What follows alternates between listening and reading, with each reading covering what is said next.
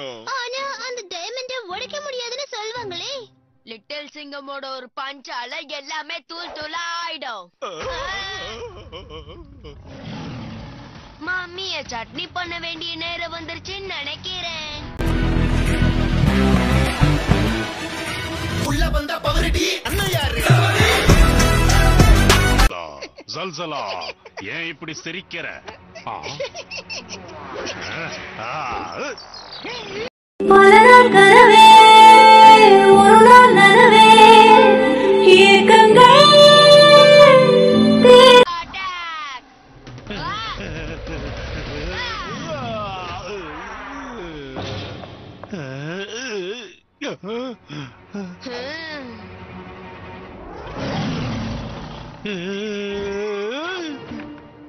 ஆசை